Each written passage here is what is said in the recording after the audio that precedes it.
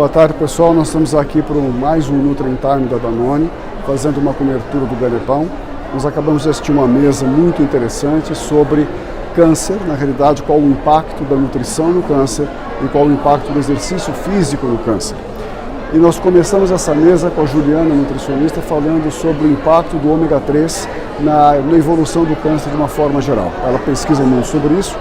E ela comentou, na realidade, que de uma forma geral o ômega 3 parece ser benéfico no câncer por uma série de razões, principalmente porque ele modula a resposta inflamatória e ao modular a resposta inflamatória ele melhora a qualidade de vida, ele melhora o ganho de peso do paciente. Em algumas situações ele pode melhorar a defesa contra o câncer. Existem alguns trabalhos mostrando que o ômega 3, quando bloqueia, ou pelo menos diminui, modula a resposta inflamatória, ele reduz a adesão de células mieloides imunossupressoras que de alguma forma dificultam a defesa do organismo contra o câncer.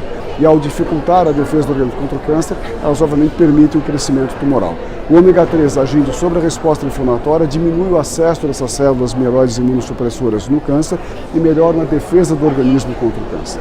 Um outro ponto interessante que ela citou foi realmente o ômega 3 agindo no sentido de aumentar a sensibilidade de alguns cânceres a algumas drogas como o 5-fluoruracil.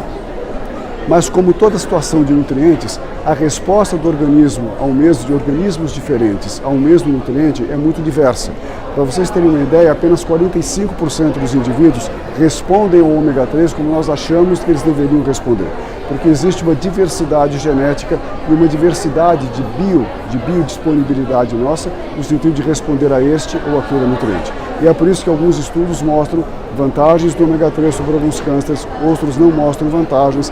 Alguns estudos tendem até a mostrar um tipo de aumento de risco de câncer, por exemplo, ao usar o ômega 3, como por exemplo câncer de próstata, mas são estudos com metodologia relativamente baixa, relativamente ruim, e os resultados não são muito confiáveis.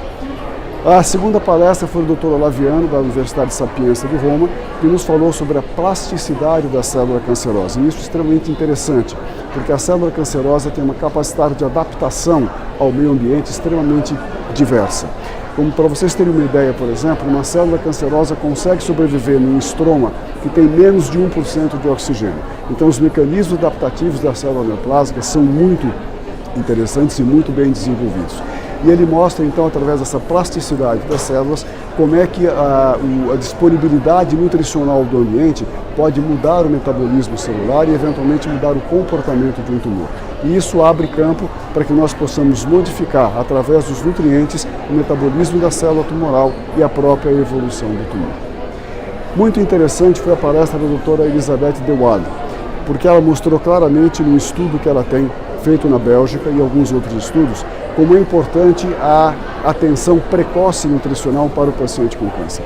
Então o que ela mostrou, ela fez um paralelo do estudo TICACOS, que é um estudo que foi feito em terapia intensiva pelo Pierre Singer há muitos anos atrás, em que eles randomizavam pacientes de UTI para ficarem fixos numa fórmula de bolso de 25 calorias por quilo por dia ou atrelarem a sua necessidade calórica à calorimetria indireta. E eles fizeram um estudo muito semelhante, mas com pacientes com câncer, iniciando precocemente a atenção nutricional no momento do diagnóstico do câncer e não simplesmente quando o paciente já começa o tratamento do câncer no final do tratamento, como só ia acontecer. E eles mostraram que quando você tem um controle nutricional do paciente desde o princípio, você consegue resultados muito interessantes no sentido de evolução tumoral, com uma tendência à redução da mortalidade, embora o estudo não esteja empoderado para definir mortalidade, mas com melhora da evolução tumoral, com melhora da progressão do tumor, enfim, uma série de resultados positivos, com melhora do peso corpóreo, com melhora da qualidade de vida, se você tem esse paciente sob controle nutricional desde o princípio, ou seja, desde o primeiro momento do diagnóstico. E é isso que nós temos que ter muito claro na nossa cabeça. A precocidade de intervenção no câncer, do ponto de vista nutricional, é algo que faz completa diferença na evolução desse paciente e no tratamento desse paciente. E a última palestra foi extremamente interessante, que é o papel do exercício físico no câncer.